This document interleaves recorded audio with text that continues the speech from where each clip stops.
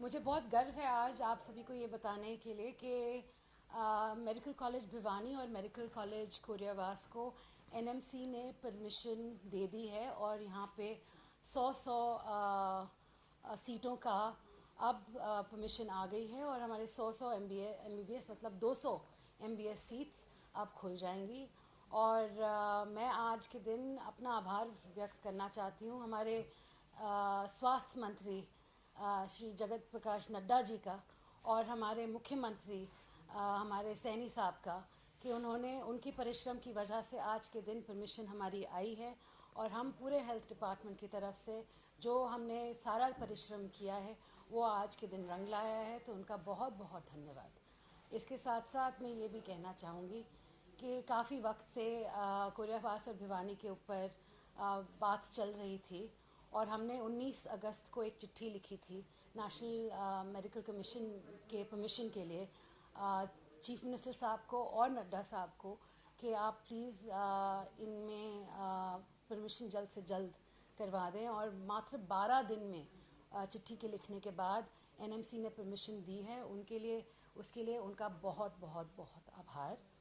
और मुझे बहुत खुशी है कि हमारे हरियाणा के बच्चे आने वाले वक्त में खुद अपने हरियाणा में ही मेडिकल पढ़ सकेंगे और यहाँ से ही डॉक्टर बन के निकलेंगे ताकि हमारे जो प्रदेशवासी हैं उनकी सेवा कर सकें। आज सबसे बड़ी बात यही थी मेरी करने की। जी, पूरे प्रदेश में मैंने एक जो अभी स्थिति है पूरे हरियाणा में, मैंने एक चिट्ठी लिखी है चीफ मिनिस्टर साहब को कि हमारा जो शक्ति पूर्ति पोर्टल है वो जल्द से जल्द सारे ज़िलों में अच्छी तरह चले। हमारे जो रेवाड़ी महेंद्रगढ़ गुड़गांव का भी बेल्ट है जहाँ से मैं आती हूँ, वहाँ भी बाजरा और कपास की सारी फसल है वो पूरी तरह से नष्ट हो चुकी है और बाकी अम्बाला करनाल कुरुक्षेत्र बेल्ट में तो बाढ़ आ चुकी है और वहाँ के किसानों का बहुत ही नुकसान हुआ है। तो मैं आग्रह कर चुकी हूँ मुख्यमंत्री जी से और मुझे पूरा विश्वास है कि मुख्यमंत्री जी बहुत ही जल्द इस पर कोई ना कोई कार्रवाई ज़रूर करेंगे। और इसके साथ साथ मुख्यमंत्री जी ने 5 करोड़ रुपए हमारे पंजाब के भाइयों को भी दिया है रिलीफ फंड में, क्योंकि जो हालात पंजाब में हैं वो हरियाणा से कहीं बदतर है। बाढ़ आई हुई है, आप सभी जानते हैं, बहुत बहुत बड़े स्तर पे फसलें नष्ट हुई हैं, किसानों का बहुत बुरा हाल है। तो हम अपने पंजाब के भाइयों के साथ भी इस वक्त खड़े रहे।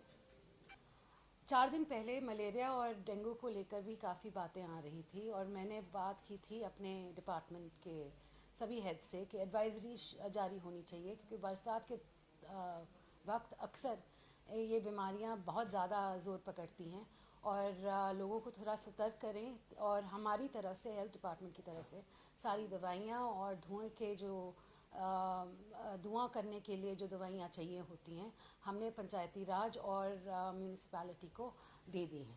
तो हमारी पूरी कोशिश यही रहेगी कि हम डेंगू और मलेरिया पे जितनी हमारी हम कर सकते हैं हम उसको बस में करके रखेंगे। नहीं जी, अभी तक तो कोई मैंने एडवाइजरी ये नहीं दी कि आप छुट्टी पे नहीं जा सकते, क्योंकि हम अभी वॉच एंड वेट कर रहे हैं कि देखो क्या हालात हैं। अगर हालात ऐसे होते हैं कि हमें लगता है कि हमें ज़रूरत पड़ेगी और कोई छुट्टी पे ना जाए तो हम वो ज़रूर जारी कर देंगे। जी, सबसे पहले तो मैं बोलूँगी लिंग अनुपात को लेकर जो 8-10 महीने में हमने जो काम किया है वो बहुत ही बढ़िया है। आप देखेंगे हर ज़िले में हमने कोई ना कोई कार्रवाई की है, सतर्क किया है सभी को, और हमारा जो लिंग अनुपात है वो आज के दिन पहले से कहीं ज़्यादा बढ़ा है। उसके साथ साथ मैं ये भी कहना चाहूँगी कि मदर मोर्टालिटी रेट जो बहुत ज़्यादा थी पिछले 8 महीनों में काफ़ी कम हुई है और हम इस पे काम जारी रखेंगे। ये नहीं है कि हम बैठ गए हैं, हम सोच रहे हैं कि हम अच्छा काम कर रहे हैं, नहीं, हम अच्छा काम कर रहे हैं मगर और बेहतर काम करने का हमेशा हमारा प्रयास रहता है। और आगे चल के जो आप देख रहे हैं रेशो जो गर्ल वर्सेस बॉय आज के दिन ऊपर आया है वो और भी बेहतर होगा।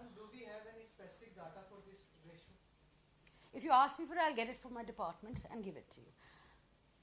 When it comes to, if you're asking me in English, when it comes to sex ratio of children, it is done every 2 months also, and then you make an aggregate of the year.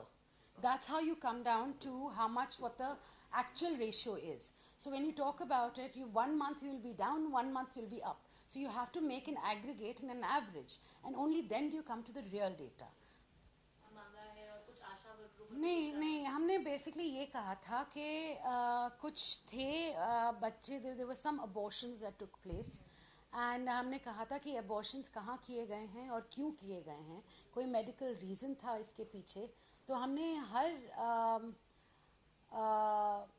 गर्भवती महिला के साथ एक ना कोई आशा workers लगाई हुई है, ताकि आगे चल के अगर जब उनको पता चलता है वो गर्भवती है, उनका पालन पोषण कैसे हो रहा है उसके लिए भी, और अगर कोई हादसा होता है बच्चे के साथ या अगर कोई मेडिकल अबॉर्शन करवाना हो पड़ सकता है, तो हम उसके लिए रीजनिंग चाहते हैं कि क्यों हुआ ऐसा, क्या माँ की जान को खतरा था या उन्होंने किसी और तरह से. तो हमारी ये काम जारी है. और हाँ जी, तो we been doing reverse tracking of both के, और फिर आशा वर्कर से पूछा जाता है कि फिर आप थे क्या उनके साथ, कि क्यों ये अबॉर्शन हुआ. तो बहुत से केसेस हैं जो सही भी थे और कुछ केसेस ऐसे निकले जिनका कोई जवाब नहीं था, उन पे एक्शन लिया जा रहा है. बिल्कुल जी, हमारे हॉस्पिटल आज के दिन बिल्कुल एट अटेंशन है. जहाँ से भी आते हैं मरीज़ आते हैं, पंजाब हो हरियाणा हो, हम रेडी हैं. और अब अगर कोई प्रॉब्लम होनी नहीं चाहिए. और हमने सभी डॉक्टर्स को, तभी मैंने कहा अगर हमें लीव उनकी कैंसिल करनी पड़ी तो हम वो भी कर